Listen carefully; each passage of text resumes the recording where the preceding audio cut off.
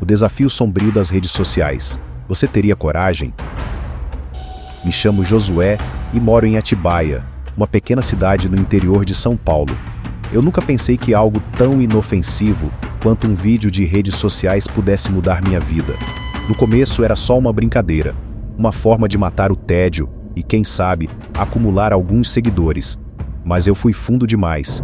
E agora estou escrevendo isso na esperança de que alguém possa entender o que aconteceu, que alguém acredite na minha história. Tudo começou com um vídeo.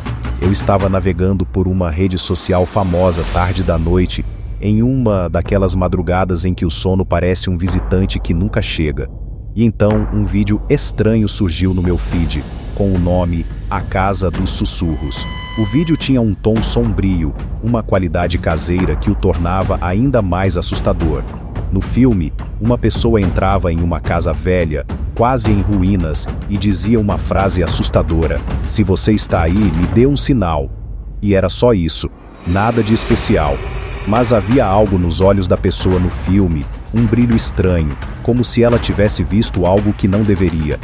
A tela escureceu, mas antes disso eu poderia jurar que ouvi um sussurro, algo que não conseguia entender. Ignorei o vídeo. Pensei que era algum truque de edição, algo para ganhar visualizações. Mas no dia seguinte ele continuou aparecendo. Eu o via em outras contas, pessoas comentando, tentando o tal desafio do sussurro. Parecia tão fácil, bastava ir até um local abandonado, fazer uma gravação e pronto. Você tinha um vídeo no mínimo interessante. E quem sabe, se eu tivesse sorte, talvez ele viralizasse. Mas não era só isso. Comecei a reparar que algumas pessoas que tentaram o desafio simplesmente pararam de postar. Não era normal, especialmente em tempos em que cada like vale mais que uma moeda de ouro. Essas contas desapareciam, os comentários eram trancados e qualquer pergunta era ignorada. Uma amiga até comentou comigo: "É engraçado, não acha?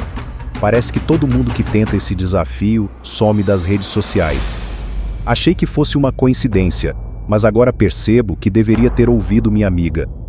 Foi assim que me vi indo até a antiga fábrica de tecidos que estava abandonada na cidade. Eu conhecia o lugar, era velho e assustador, mas eu não acreditava realmente em assombrações. Era um prédio de tijolos vermelhos, parcialmente coberto de mato e cercado por uma cerca enferrujada.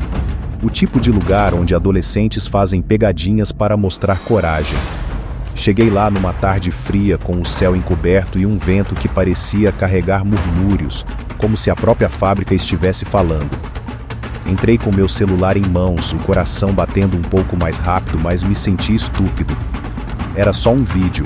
Apertei o botão de gravar e sussurrei: "Se você está aí, me dê um sinal." Tentei não tremer, mas a câmera balançava um pouco. No momento em que falei as palavras, um silêncio pesado se espalhou pelo lugar. O som do vento cessou, o eco dos meus passos sumiu. Por um segundo, parecia que tudo tinha parado.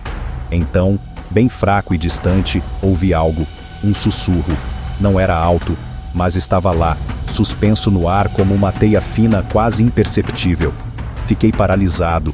Me convenci de que era apenas o vento, mas algo me incomodava. Parecia que as paredes da fábrica estavam respirando, se estreitando ao meu redor. Eu engoli em seco e me forcei a dar alguns passos para frente, sentindo o chão de concreto áspero sob meus pés. Estava nervoso, mas curioso demais para ir embora. Continuei caminhando, ouvindo o eco dos meus passos e aquele som estranho. Revirei o local por mais alguns minutos, pensando que talvez houvesse alguém ali, talvez outro usuário brincando, tentando me assustar. Foi quando meu celular vibrou na mão. Olhei para a tela e uma notificação dizia: "Você foi marcado em um vídeo." Mas quem? Eu estava completamente sozinho ali. Apertei para abrir o aplicativo e a mensagem sumiu. O vídeo não estava mais lá. Senti um frio na espinha, como se uma corrente de gelo atravessasse minha coluna, e um impulso visceral me dizia que eu devia sair dali. Algo me dizia que eu não estava sozinho, que o ar denso ao meu redor guardava um segredo sombrio. Me girei nos calcanhares e comecei a andar em direção à saída, tentando controlar a respiração que vinha em arfadas rápidas e assustadas. A cada passo, o peso no meu peito aumentava e minha pele formigava, como se milhões de pequenos olhos invisíveis estivessem me observando. Mas então ouvi, novamente, aquele som. E desta vez, ele veio mais nítido, mais próximo. Não era apenas um som perdido no vazio. Era uma palavra, e não era qualquer palavra, era o meu nome, sussurrado tão suavemente que parecia deslizar pelo ar, como se uma presença antiga e maliciosa tivesse se inclinado até meu ouvido. Meu nome foi dito com a intimidade de um segredo, algo que apenas uma entidade de fora do nosso mundo poderia conhecer. Eu travei no lugar, o pânico inundando meu corpo, mas minha curiosidade me prendeu ali, e por um momento, senti como se a própria fábrica estivesse me chamando, querendo que eu ficasse, sussurrando meu nome como uma promessa. Eu congelei. Era como se a voz tivesse saído da própria fábrica, ecoando pelas paredes velhas e rachadas, deslizando pelo chão de concreto, como um murmúrio que eu não deveria ter escutado. Meu corpo inteiro queria correr, mas havia algo que me prendia ali, e antes que eu percebesse, eu estava avançando para dentro daquele lugar, buscando o que não podia ver, movido por uma força que não era minha. As sombras do corredor pareciam se mover com vida própria, deslizando e escorregando ao longo das paredes como mãos esqueléticas que se estendiam, buscando algo para agarrar. Eram contornos vagos, mas vivos, e à medida que eu avançava, as sombras pareciam se moldar e se deformar, assumindo formas inquietantes que surgiam apenas no canto do meu olho, desaparecendo no instante em que tentava focar nelas. Havia um movimento constante, uma dança hipnótica e macabra das sombras, que pulsavam de maneira irregular, como se fossem os batimentos de um coração sombrio escondido nas entranhas daquele prédio. O suor descia pela minha nuca em filetes gelados, mas o frio ao meu redor era intenso, quase antinatural, como se o ar estivesse carregado de uma presença invisível que se divertia com meu desconforto. Cada centímetro do meu corpo estava em alerta, os pelos dos meus braços arrepiados, e eu sentia uma pontada no estômago que só aumentava a cada passo. O medo agora era quase tangível, quase um peso sólido que me apertava o peito, e eu podia jurar que ouvia risadas abafadas, distantes, mas inconfundíveis, ecoando pelas paredes e vindo de algum lugar profundo no corredor à minha frente, como se alguém estivesse escondido nas sombras, se alimentando do meu desespero e se divertindo com a minha angústia. A cada passo, o ambiente ao meu redor parecia se transformar, como se a própria fábrica estivesse viva, mudando e se moldando para aprisionar quem ousasse entrar. As paredes, que antes eram apenas superfícies frias e desgastadas, agora pareciam cobertas por veias escuras e pulsantes, como se fossem parte de um corpo gigantesco, respirando e reagindo ao som dos meus passos. As manchas nas paredes pareciam mover-se de maneira sutil, formando padrões tortuosos que se ramificavam como raízes de árvores mortas, mas eram muito mais grotescas, quase orgânicas, emitindo uma sensação doentia e pulsante que me fazia sentir como se estivesse caminhando dentro de uma criatura monstruosa. Os ecos dos meus passos não pareciam mais pertencer a mim, estavam distorcidos, abafados, como se estivessem sendo capturados e reproduzidos de maneira artificial. E de repente, eles passaram a ser acompanhados por outros passos, pesados e arrastados, como se alguém estivesse apenas alguns centímetros atrás, imitando cada movimento meu. Eu parei, tentando escutar, mas os passos também pararam. Recomecei a andar, e eles voltaram a me seguir, implacáveis, como uma sombra viva que eu não podia ver, mas que eu podia sentir se aproximando, reduzindo cada vez mais a distância entre nós. O ar parecia vibrar ao meu redor, carregado com uma sensação opressiva de ser observado, como se eu fosse apenas um intruso numa entidade que me estudava, me testava, e eu não conseguia me livrar da ideia perturbadora de que esses corredores estavam se transformando justamente para me prender, me engolir, como um predador paciente e calculista. O corredor se alongava infinitamente. Toda vez que eu achava que estava prestes a sair, ele continuava mais estreito, mais sufocante.